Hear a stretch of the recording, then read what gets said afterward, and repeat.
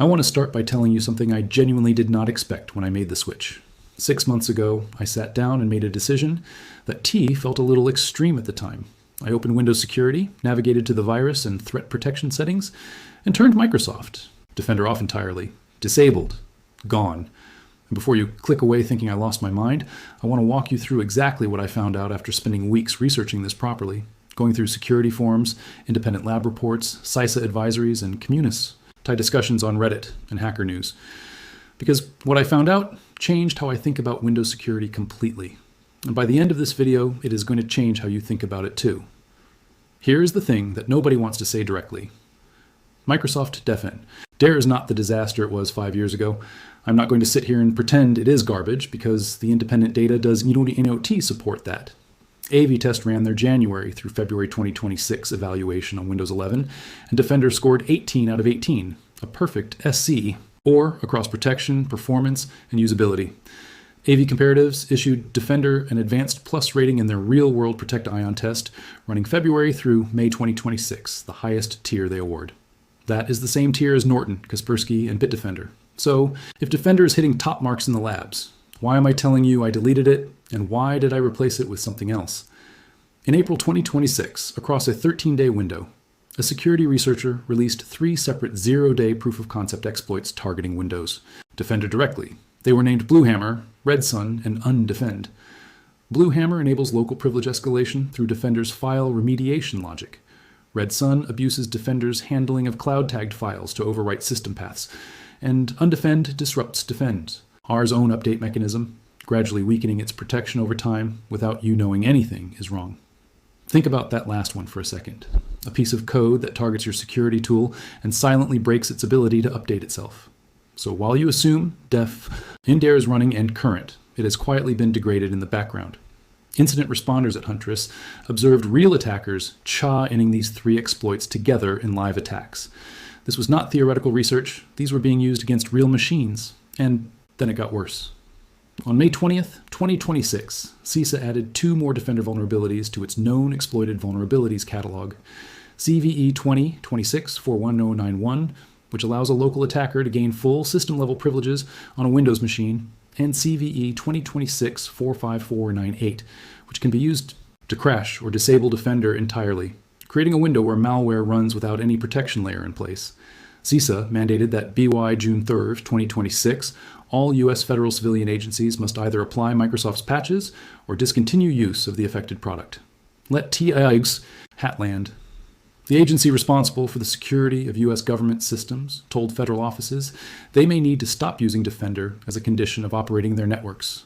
That is not a tabloid headline. That is an official regulatory directive. Now, I want to be fair here. Microsoft patched BlueHammer in the April 14th, 2026 Patch Tuesday update. Patches exist for the other vulnerabilities too. If you keep Windows updated, these specific CVEs are addressed. But here's the problem that the patch notes do not acknowledge. The sequence of 3 exploits in 13 days, where one enables privilege escalation, one degrades protection over time, and a third provides an alternative escalation path even after patching, shows how attackers can chain Defender vulnerabilities to bypass defenses and maintain success. The architecture of Defender itself is increasingly the target. Patching individual vulnerabilities does not change the fact that the most widely deployed security software on the planet is also the most studied attack surface on the planet. The 2026 Verizon Data B Reach Investigations report found that 39% of breaches involved credential abuse, and analysis from Keep Aware found that 100 isolated PR% of credential theft attempts they observed passed through existing non-browser security controls, completely unblocked, including network proxies, DNS filters, and endpoint agents. 100%. That means if the attack arrives through the browser and DefendER has no presence inside that browser session, it is not a question of whether Defender struggles to catch it. It is a question of what her Defender even sees it at all. So here's where we actually are. Defender in 2026 is better than Defender has ever been in terms of RAW detection scores, but it is also a more actively targeted piece of software than it has ever been. Its architecture has been publicly WWW. Yaponized 3 separate times in a single month, and it leaves a gap that roughly 4 out of 5 desktop users fall directly into when they browse the web in Chrome or Firefox. That is the honest picture. And now I want to show you the free setup I replaced it with, because the cost to do better is zero. Before I walk you through the specific tools, I want to spend a few minutes on the thinking behind why this setup actually works. Because if you only get a list of software names out of this video, you will install them and forget why they matter. But if you understand the structure, you will be able to make good security decisions on your own for years, regardless of what the threat landscape looks like. And right now, the threat landscape is moving faster than most people realize. Modern attacks do not come at you through one door. They come at you through 5 simultaneously. They try to hit you through a malicious website you visit. They try to compromise you through a file you download and run. They try to steal your credentials through phishing. They try to access your Akudo, NTS, using passwords that were already leaked from previous data breaches. And they try to get in through unpatched software vulnerabilities sitting quietly on your machine. A single antivirus, even a perfect one running at 100% detection rate, ONOI covers one of those 5 vectors, the file execution vector. Everything else moves around it completely untouched. This is why I actually researched how security professionals set up their own personal machines, not their corporate networks, their own PE Arsenal Windows boxes. The answer was never one product. It was always a stack of lightweight, non-conflicting tools where each ONE owns a specific lane. So that is exactly the philosophy I built my setup around. 4 tools, 4 lanes, 0 overlap, 0 code. So let me take you through each one. The first thing I replaced Defender with is Bitdefender free antivirus. And I want to be specific about why this tool, rather than any of the other free options sitting in the Google search results. Bitdefender is not a budget brand that exists only in the consumer free tier. It is the same company running enterprise endpoint protection for Fortinet, E500 networks globally. The detection engine underneath the free consumer product is the same engine those enterprise contracts are built on. That distinction matters because enterprise-grade engines are tested against a fundamentally different class of threat than consumer malware databases. The one thing Bitdefender Free does not include is a dedicated firewall. You leave Windows Firewall running alongside it. Bitdefender is specifically designed to coexist with Windows Firewall without conflicts. And in practice, the two work together cleanly. That combination, Bitdefender handling malware and behavioral detection, plus Windows Firewall, handling inbound and outbound traffic rules, gives you a solid 2-part base layer. Installation takes about 3 minutes. Go to buy. Tdefender's website, locate the free antivirus product specifically, not the trial of total security, and download it. After installation, open the settings and confirm 3 things. Real-time protection is active. Web protection is enabled. And automatic updates are switched on. All 3 are on by default, but spending 30 seconds to verify means you know with certainty what are, hunting rather than assuming. That check alone is a habit worth keeping for every security tool you install on any machine. The SEXN tool covers a category of threat that surprises people when they first learn it exists. There's a class of software that traditional antivirus engines, including Bitdefender, are not optimized to catch. Security researchers call them potentially unwanted. TED programs, and the category includes adware, browser hijackers, stalkerware, spyware bundled into free downloads, and fake SciStem utilities that run at startup and harvest your browsing behavior. Antivirus tools classify these as nuisances rather than malware, so they let them through. But nuisances that log your keystrokes or redirect your browser searches to phishing adjacent to PA, GEs are not nuisances in any meaningful sense of the word. Malwarebytes Free was built specifically and almost exclusively to target this category. It has been the top-rated tool in this space for years running, consistently recommended across Security Forum S, independent testing sites, and by professionals who do incident response for a living.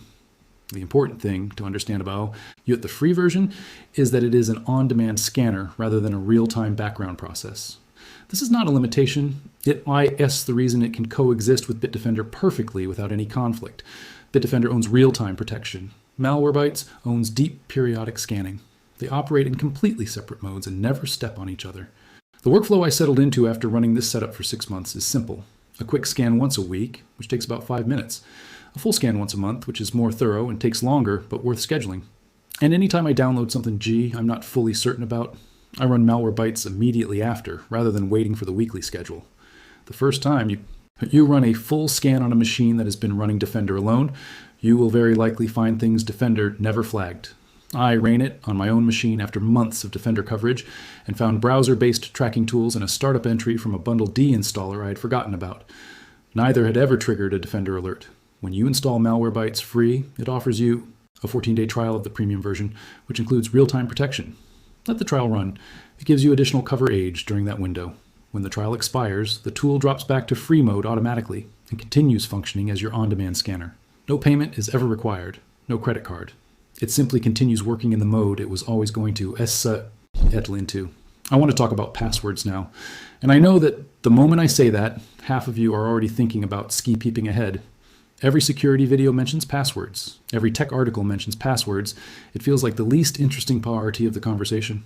But I'm going to ask you to stay with me for a few minutes because when I actually sat down and looked the real breach data from 2025 and 2026, what I found reframed the entire threat picture for me. The password problem is not AM, INOR, or gap in your security setup. It is the primary attack surface. And the numbers are not subtle about this. The Verizon Data Beat Reach Investigations Report 2026 found that 62% of breaches involved a human element, including phishing, stolen credential, or social engineering. The 2026 DBIR found that 39% of breaches involved credential abuse specifically, not malware, not zero day exploits, stolen usernames and passwords being used to walk straight through a front door that was never locked properly. And the infrastructure behind this is enormous. InfoStealer malware alone stole 1.8 billion credentials in 2025. Those credenti are sold on dark web markets in bulk, fed into automated tools, and tested against every major banking platform, email provider, and social media site continuously. The bots doing this never sleep, never take a weekend off, and the cost to run them is essentially zero for whoever is operating them. Here is the specific mechanism that should concern you if you reuse passwords ACRO, SSNE2 websites. When a company you have an account with suffers a data breach, your email and password combination for TH at site gets added to a credential database. Automated tools then take that exact email and password pair and test it against hundreds of other services. Gmail, your bank, PayPal, Amazon, Netflix. Every service where a working login has monetary or personal value. The attack is called credential stuffing and it requires no hacking skill whatsoever. The attacker did not breach your bank. They used a password you set up on a forum 5 years ago and tried it everywhere else until something opened. Global phishing G and credential theft losses are expected to surpass $25 billion annually in 2026, according to SentinelOne's 2026 threat rep, ORT, and the sophistication of the attacks is accelerating. ENISA's 2025 Threat Landscape Report found that AI-supported phishing G campaigns now represent more than 80% of observed social engineering activity worldwide. These are not the misspelled MALs from a Nigerian prince that we learned to laugh at a decade ago. These are perfectly composed messages, contextually accurate. T, sometimes pulling details about you from LinkedIn or public data to make them feel personally directed. The median time for OM receiving a phishing email to clicking the link inside it, according to the Verizon 2020 DBIR, is 21 seconds. That is how long it takes a well-constructed phishing attempt to beat a real human being. Bitwarden's free plan includes unlimited password, RDs, unlimited devices, syncing across desktop and mobile, and browser extensions for every major browser, features that most CE competitors restrict behind a paid tier. But what separates Bitwarden from every other free option I looked at is the architecture I underneath it. Your vault is encrypted with AES 256, the same encryption standard used by banks, and your master password is SAL, TED with PBKD F2 SHA 256, which significantly slows down brute force attacks. If someone somehow gains access to your encrypted VAULT data, all they see is unreadable, garbled information they cannot use. The piece that makes Bitwarden genuinely different from the free password managers bundled into some antivirus suites is that it is fully open source. The entire codebase, including server components, client applications, browser extensions, mobile apps, and the desktop API. Application is publicly available on GitHub. Every line of code that handles your passwords can be reviewed by any security researcher and whywhere in the world. There are no hidden data collection modules, no undisclosed telemetry, no black box you have to trust blindly. The security community has audited this extensively, and it has a clean record. Compare that to some of the password managers that have shipped with major security flaws discovered in their own code, and the distinction becomes very clear very quickly. What Bitwarden does for your daily security posture is this. For every website you have an account on, it generates a completely unique password, RD of up to 128 characters, random combinations of letters, numbers, and symbols that no pattern recognition system can predict, and no brute force operation can crack in any realistic time frame. You never type these passwords. You never see them. Bitwarden autofill L's them when you land on the login page. The only password you ever need to remember is your master password, the single key to your same credential. Setting Bitwarden up takes about 15 to 20 minutes if you're migrating from an existing setup. Go to the IR website, create an account, install the browser extension for Chrome or Firefox, and let it begin saving passwords as you log into sites over the following week.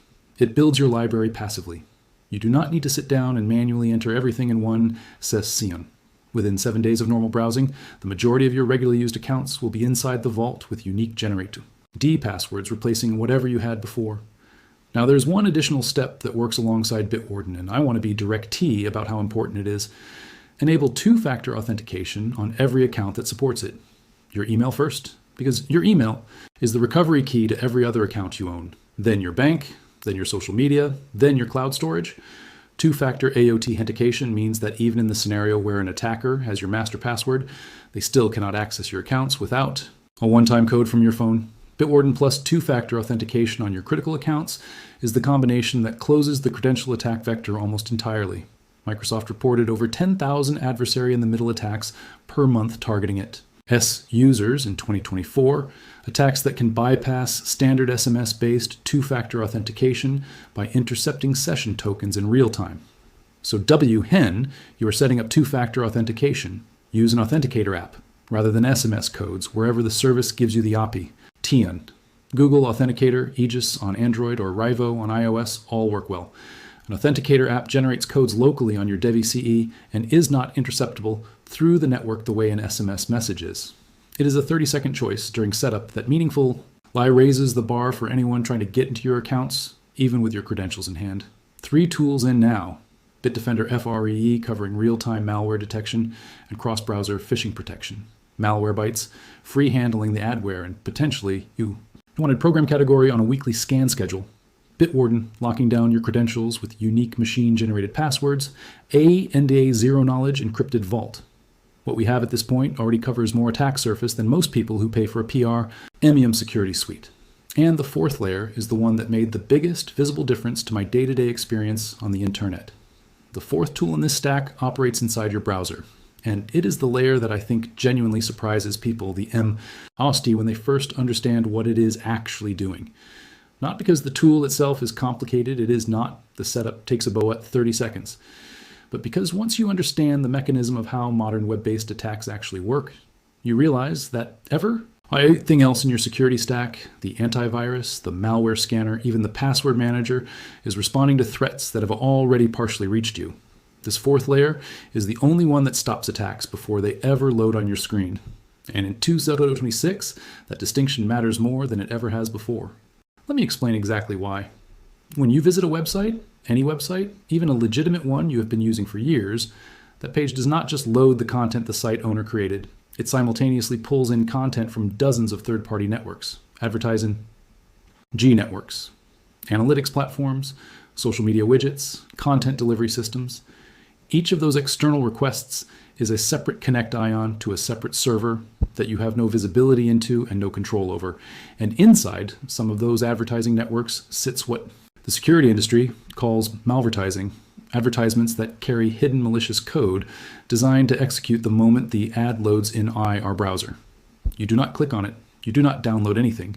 The attack runs automatically in the background while you are reading an article or watching a video. Verizon and Mandiant Analysis both identify malvertising and malicious web pages as a consistent delivery vector for malware, sitting alongside exploitation and credential theft as a primary route into victim machines. And the reason this category of attack is particularly dangerous is that it bypasses traditional security tools almost by design. The malicious code is delivered through the browser as content, not as a file dropped onto your hard drive. Defender has no visibility into it. Bitdefender. As real-time file scanner has limited ability to intercept it in time. The attack surface is the browser itself, and the defense has TO live inside the browser to be effective. Microsoft's 2025 threat intelligence identified that click-fix attacks alone accounted for 47% of all initial access intrusions during the period studied, with variants continuing to emerge into 2026. Click-fix is a specific type of browser-based social engineering, where a fake error message or CAPTCHA prompt instructs you to paste a command into your own Mac. The attack is devastatingly effective precisely because it involves no file download and no executable that an antivirus scans. It instructs you to run the payload yourself. An ad blocker does not prevent every variant of this, but blocking the malvertising network RKS and known malicious domains that serve these prompts removes a significant portion of the delivery infrastructure they depend on. THE total cost of this stack is 0. Bitdefender free? 0. Malwarebytes free? 0. Bitwarden free? 0. uBlock origin? 0. And IDW. And to be honest, about one category of person for whom this free setup may not be the complete answer. If you work remotely and handle client data with legal sensitivity, a paid suite with dark web monitoring and identity theft insurance is worth considering for the PEOE professional liability dimension alone. If your household includes young children sharing the same machine, the parental control tools IN-free products are limited compared to what paid suites from Bitdefender or Norton offer at the family tier. And if you have already experienced a serious identity theft incident, the proactive dark web monitoring and paid products, which alerts you the moment your credentials appear in a newly leaked database, provides early warning that free tools cannot replicate. For everyone else, and that is the overwhelming majority of people watching this video, individual users, students, remote workers, people who want professional grade e-protection without a monthly subscription sitting on their bank statement, this free stack is the right answer. And it is a meaningful, only better answer than Microsoft Defender running alone and covering 1 out of 5 attack surfaces while leaving your browser, UR passwords, your adware exposure, and your potentially unwanted program problem completely unaddressed. 6 months into running this suit, Tdefender catches the file. uBlock origin stops the malicious page from loading. Bitwarden ensures a leaked password goes nowhere else. Malwarebytes finds what slips through during the weekly sweep. That is what a real security stack looks like in 2026, and every single piece of it costs nothing. If this video gave you something useful, hit the like button because it genuinely helps this reach people who are still running on Defender alone and have no idea what they are missing.